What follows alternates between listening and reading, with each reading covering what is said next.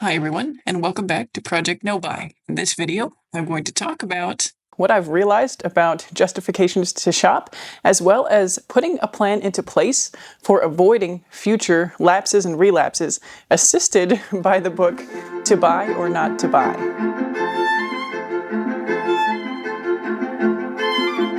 So first things first, January of 2025 was a hardcore regular buy year, to the extent that it looked like something that would have happened before the year 2024 even took place. So before I even attempted to do a no-buy year. And I now realize that this represents a little bit of a relapse into the old shopping habits.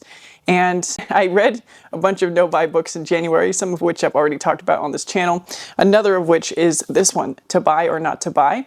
And there are actually chapters full of practical exercises. Each chapter has kind of journaling activities and prompts and things that you actually need to take action on doing in order to arrive at the goal of being able to not buy, essentially, changing the shopping habit.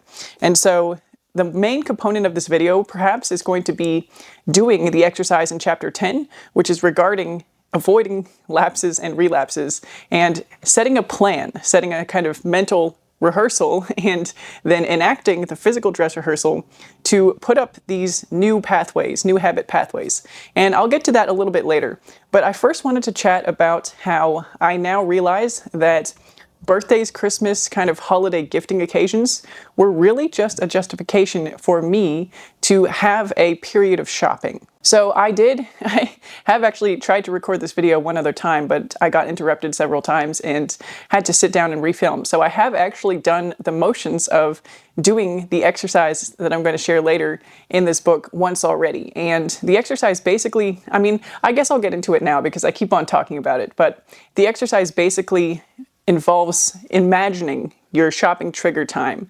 So the example in the book is about a woman who imagines that she's had a bad day at work. The idea is that you're visualizing. It's mental rehearsal.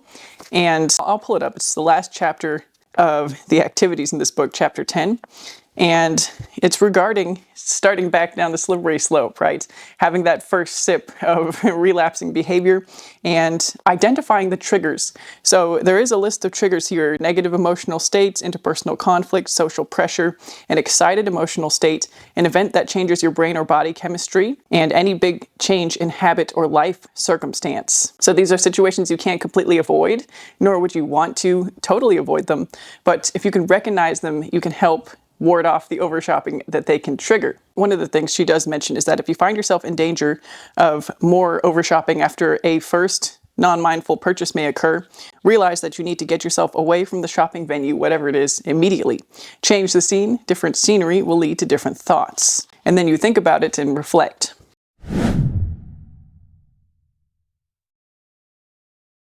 The next step is the mental rehearsal and the dress rehearsal. So that's what I've kind of been talking about thus far, where you kind of create a mental movie in your mind, going as detailed as you possibly can into a possible triggering scenario and how you will respond to it. So you kind of put in place strategies that are going to be there for you to actually execute on in the real thing, in the real situation when it comes up. And so, like I was saying, the example in this book is a woman who's a legal secretary, I guess, who pictures herself having a bad day at work, kind of having a conflict with her boss and stopping at the mall on the way home because she's looking for that source of comfort and emotional support after a hard day. She imagines herself parking very close to the entrance of Macy's and going straight to the jewelry floor just to look, of course, because she's not buying anything.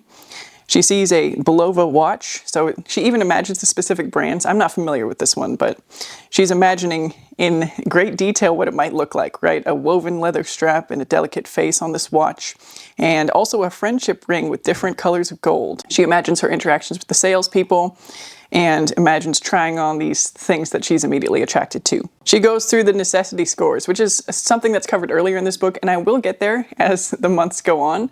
I'm going to probably cover all of the exercises in this book to try to confirm and, set myself up for success as far as really rewiring the compulsive shopping habits. So anyway, she goes through the necessity score of this ring and this watch, and they're a 0 because she doesn't need them. And so she leaves the store, finds a place to sit, takes some deep breaths, pulls out her shopping journal, which I've got one of those to start here as well. I'll pull it out later. And goes through the process of thinking and feeling and reaffirming that she's decided not to buy, but noticing what kind of feelings that awakens within her. She then imagines going back for a second look at the objects that caught her fancy, interacting with the salespeople again, and leaving once again to go sit down and pull out the shopping journal once again. Finally, the outcome in her mental image here, her mental movie, is that she leaves the mall not having purchased anything. Included here as well is a set of post-mental rehearsal questions. So, how did it feel to imagine letting go of the items that you rehearsed with?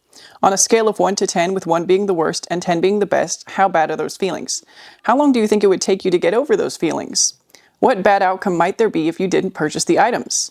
What would it take for you to recover if that bad thing happened? And what conclusions have you drawn from this experiment? So the woman in the example has answers here for all of those questions. And then what you do after you make that mental movie is you actually go and do it. So I might not be doing that part today. I'm going to be doing the mental movie, but I don't know that I am going to be able to, nor quite ready to do the dress rehearsal in person. But I'll get to that in a second. So she actually goes to Macy's. She said it was rather odd. She felt fine when she got there, but she began to be genuinely upset when she remembered her boss's behavior in her imaginary movie. And so she was really feeling the feelings. She did see a watch at the jewelry counter, and she did actually want the watch. She didn't see a ring, but, you know, still kind of an interesting coincidence that it was a watch that caught her fancy and it matched her mental movie. She did leave the store and tried to find a place to sit down. She ended up getting into the car and driving into a nearby park to do her kind of shopping journal activities in the real dress rehearsal. And she found it difficult to write and to really calm down, ended up going back to the mall and looking at the goods again. But then she had the idea to call one of her shopping support buddies, so a friend, to actually talk through the feeling she was feeling and the thoughts behind why she wanted to be at the mall and buy things. And so she kind of realized that at the bottom of the urge to shop was the dissatisfaction with the interactions with her boss.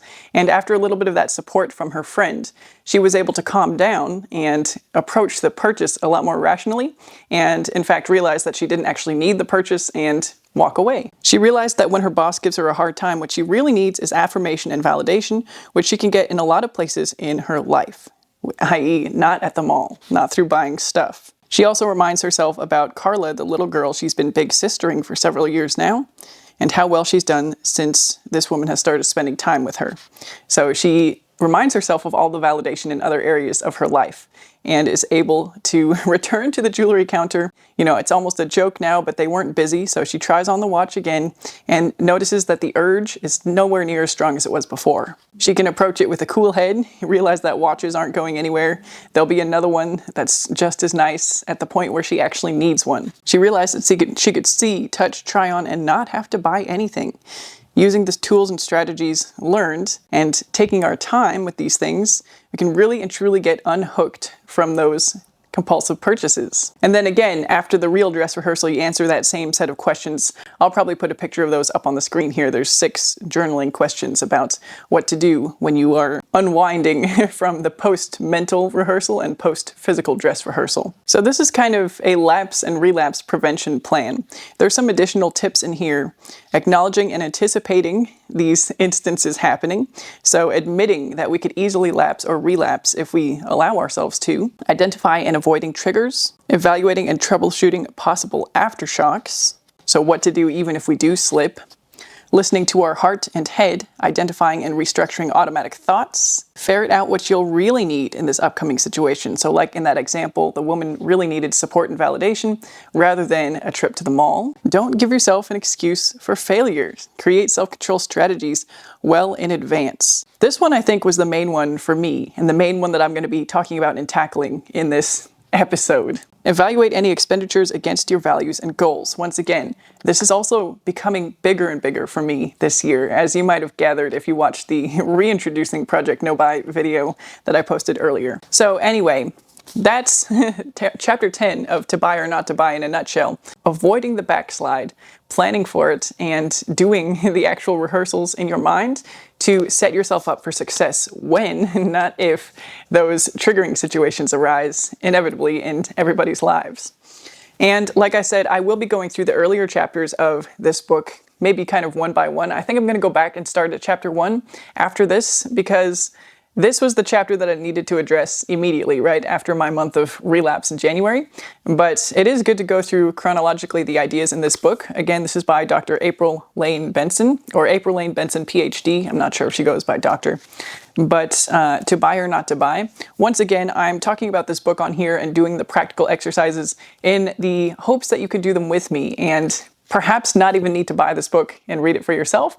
Again, not against supporting your favorite authors and people who do the work to bring this information to us, but you know, this is a channel about not buying stuff. And so ultimately the goal here is to share things in a way where you can benefit from them without having to buy them. So that's all I'll say about that. So in some ways, I'm kind of also inviting you to allow me to be your shopping support buddy. In the absence of, or perhaps in addition to, finding a support person in real life, you can also use this channel, use these videos as a place to comment for accountability. And anytime that you feel confronted with a purchase or the impulse to purchase, you can use a video and write a comment about it. And I may not be able to get back to you in real time or anything close to real time, but it can be maybe a little bit of a public accountability tool that still retains a little bit of anonymity, right? Like your friends aren't going to see it. It's not your personal social media. So, you know, if it's helpful for you as well, you can consider this channel, this community, me even, as your personal shopping support buddy. Okay, now to get to my personal mental dress rehearsal, what I've realized recently is that the holidays, the gifting occasions of the holidays, in particular, birthdays and Christmas, were kind of my final frontiers, but even as recently in 2024, the other occasions that could involve gifts, Valentine's Day, Mother's Day, other occasions, were kind of triggers for me to relapse into shopping behavior. And I was maybe approaching this in a little bit of a misguided way.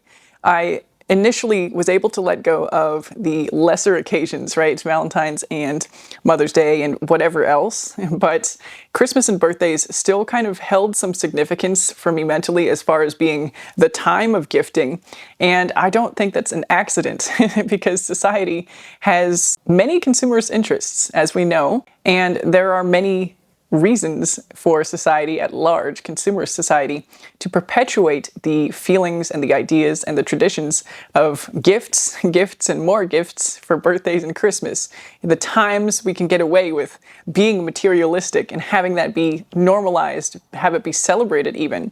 And so I was drinking that Kool-Aid and not really evaluating it with a clear mind, and not really realizing that even to have that as a culturally sanctioned exception was really just creating another pocket of shopping, another opportunity for me to engage in the behaviors that I'm trying to break up with, trying to step away from during the no-buy years that I've, 2024, 2025.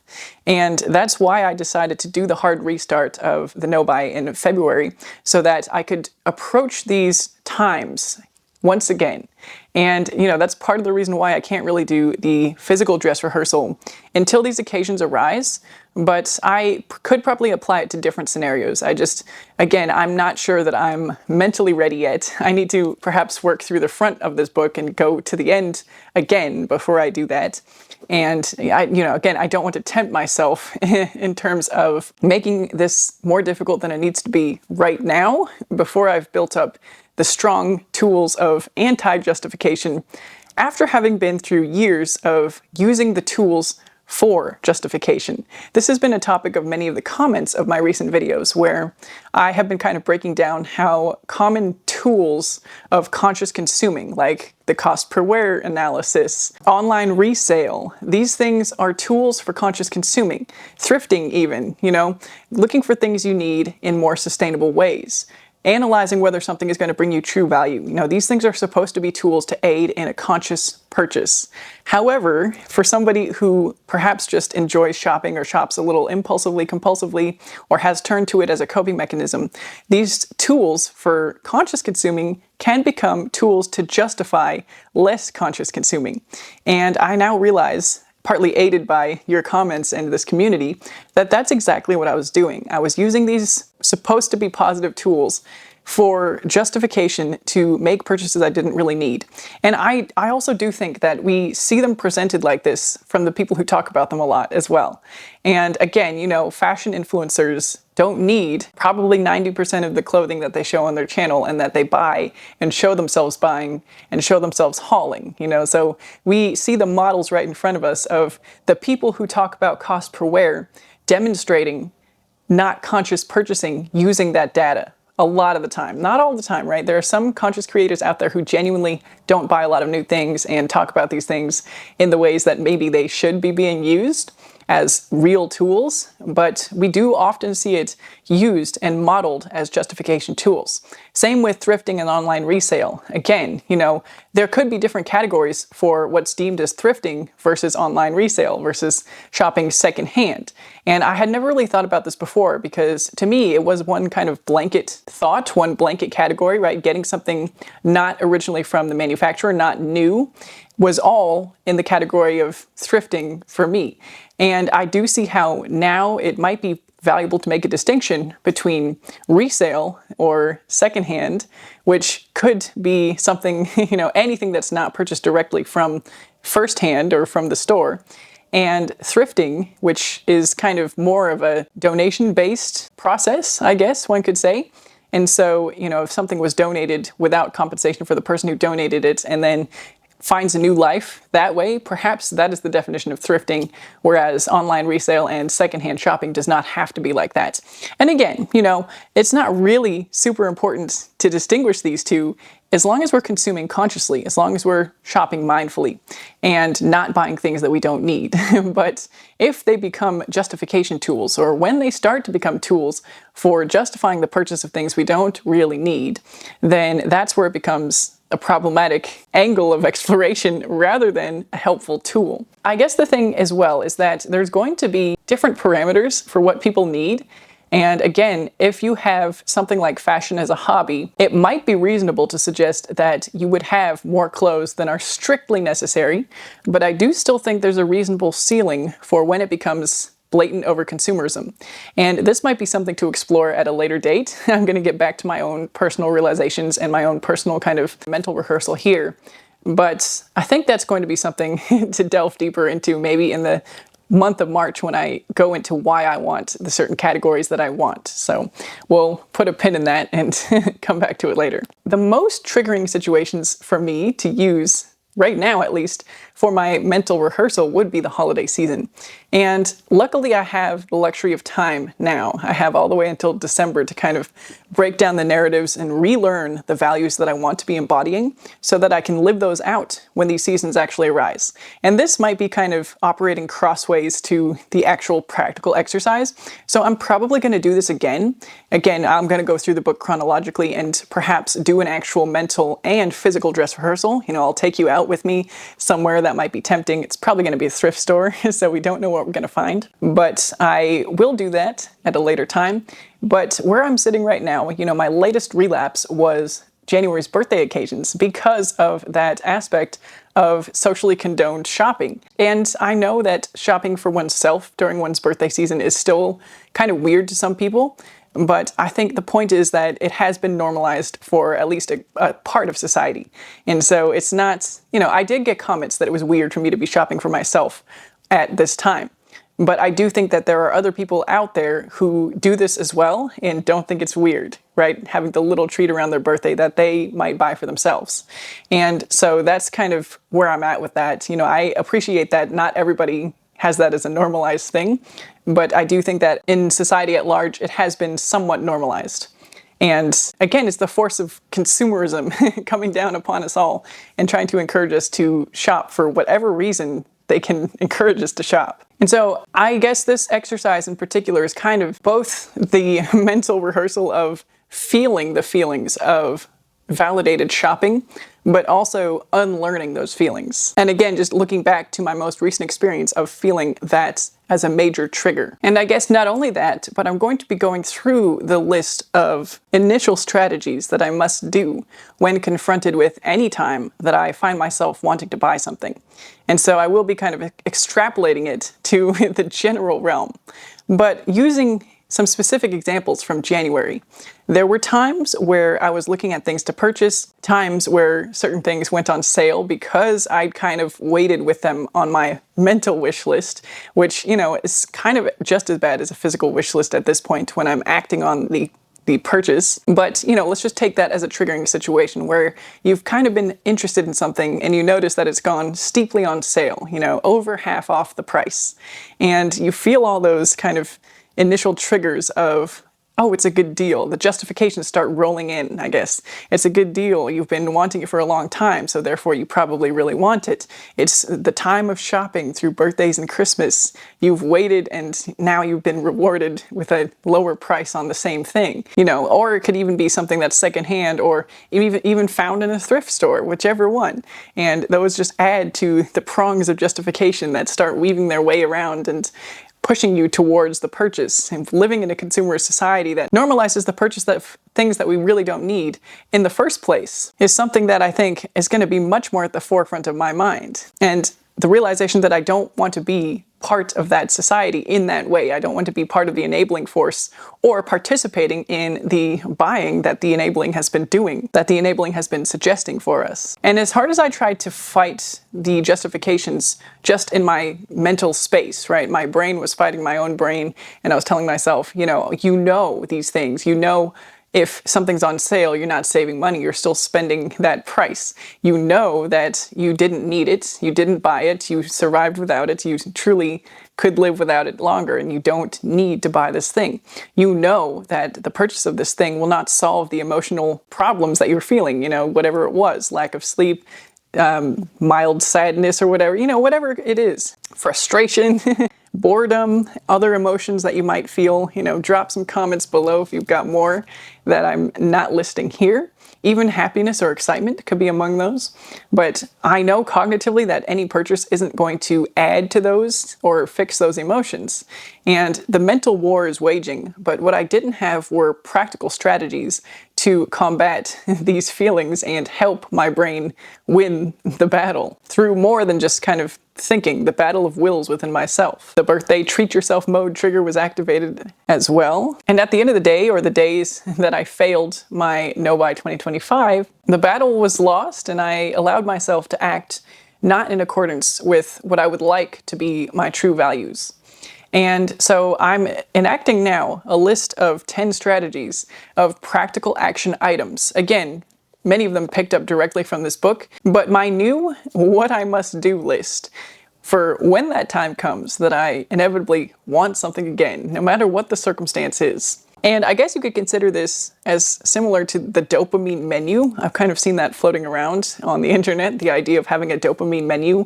People kind of lay it out with starters, main courses, appetizers, desserts, and sides, activities to activate the dopamine and give them kind of an alternative for whatever habits that they want to maybe change. Some people do actually have buying something for themselves on these dopamine menus though. So again, take them with a grain of salt if they do or don't apply to you, if you look for any of those. But anyway, my list here, my strategies / dopamine menu for what I must do when confronted with the urge to purchase.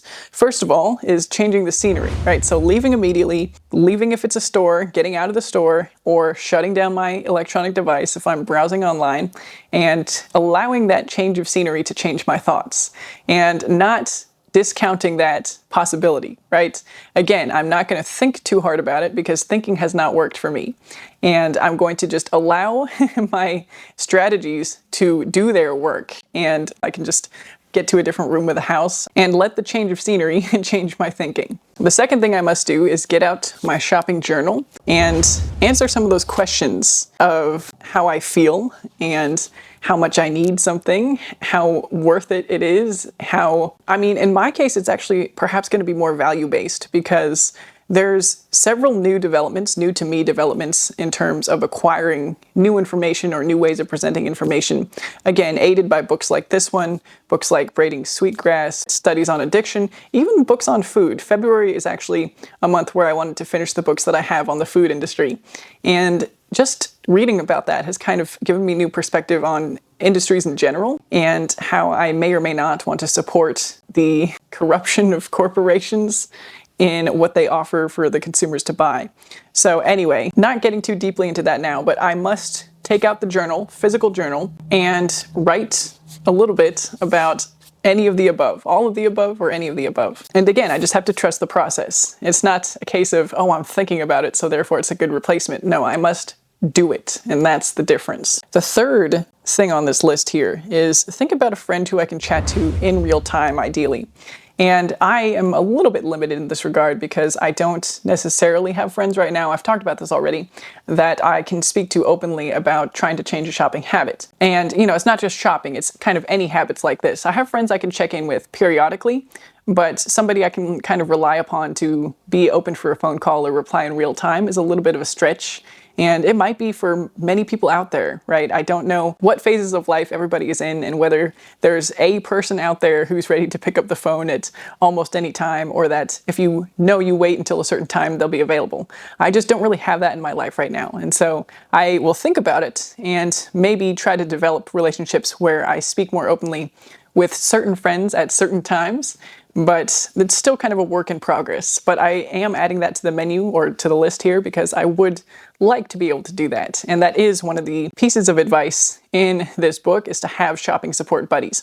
In my case, it might also involve using this community a little bit more, and maybe it's posting a short video of the moment that I'm thinking through something that I want and I'm not going to buy, because I really am determined to stick to the project this year for the remainder of the actual year-long period. And so maybe this community will become my shopping support buddy, just as I hope to become a little piece of that for you as well. So that was number 4, actually, was perhaps posting a short video on YouTube just for accountability purposes during those moments where I find myself feeling the urge to buy something.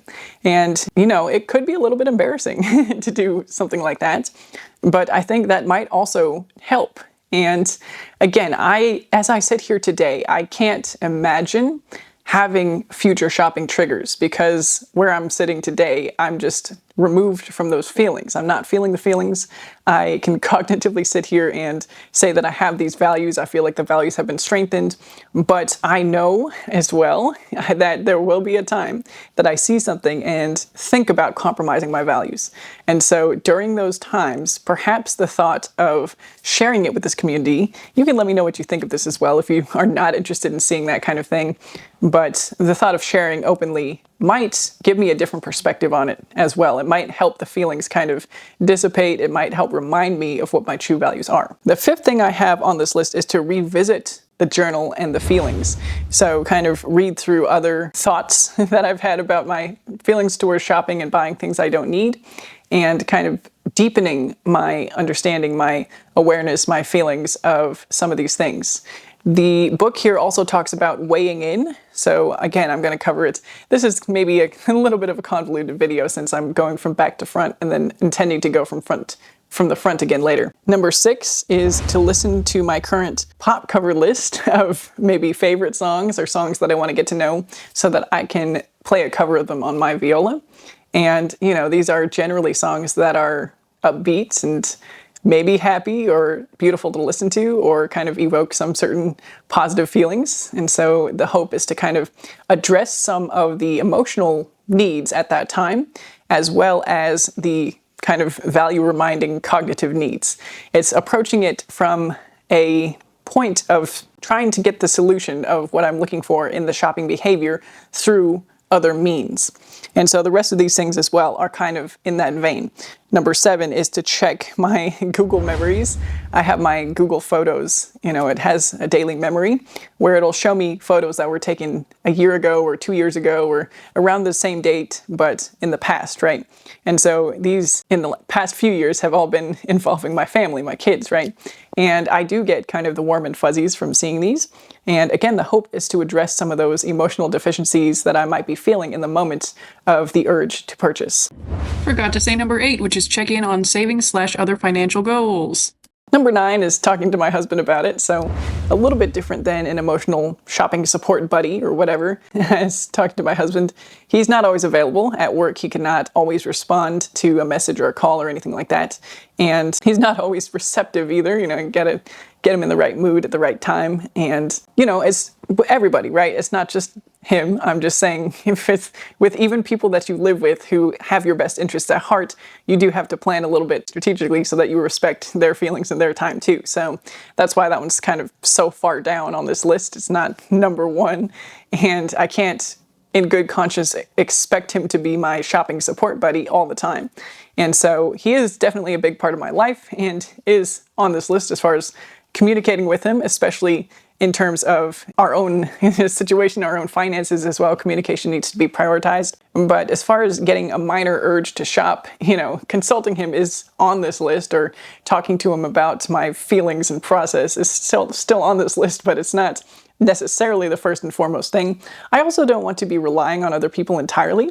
And this is kind of counterintuitive to, there's a part of me that wants to have more community and less individualism and be more a part of society and more, there to support others as well as open to receiving support from others. So there is that, but then there's also still the element of not wanting to be a burden to people and not wanting to rely on people, because I don't want them to feel like I'm taking advantage of them or trying to take too much from them, take more than I give, any of those things.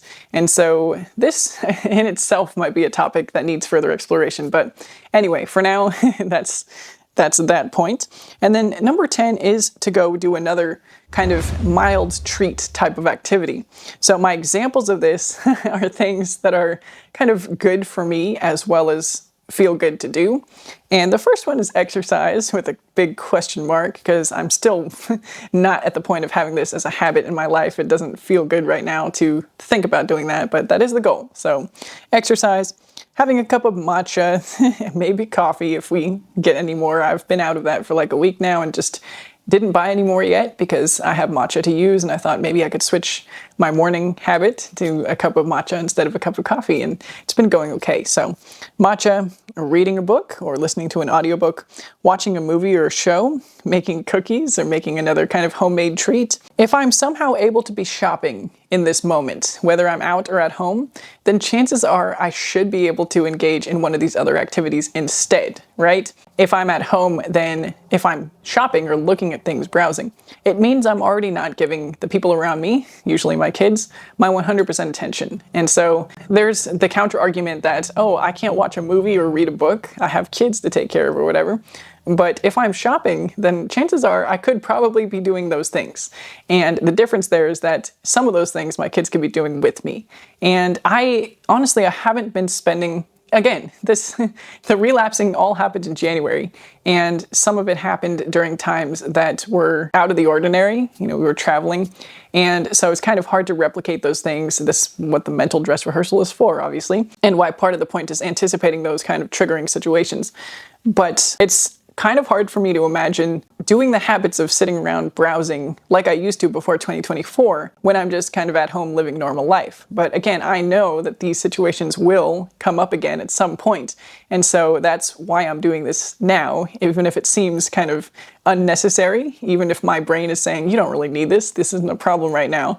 This is the time to prepare for the future problems so that when they're actually upon me, I have the tools already. I have this list of 10 things that I must do before making the purchase, even if I have to justify my way into just saying, look, do the 10 things and then you can buy the thing, or go back to thinking about buying the thing. I'm still determined to do the no buy, right? Like, I am just trying to have an awareness that there will be a time where I'm confronted with the difficulties again, right? It will be hard another day in the future. And I must do these things, and hopefully these steps will give me the path, will take me down the path to being able to at least wait. Again, realize I don't need it, realize that nothing bad will happen if I wait. That's one of the questions in the journal here. And go another day successfully executing Project No Buy. And 365 days later, I will be able to sit here and say that I've done a no buy year. And that, for me right now, is part of my goal, to be able to stick to my values in that way for a whole year. I realized patterns of justification, partly informed by the major relapse that happened in January. So while I'm not 100% happy that it happened. I am trying to use it to unlearn those habits that I really now realize that I don't want to continue blindly supporting, and go forward without that attachment to the shopping periods around the gift-giving occasions.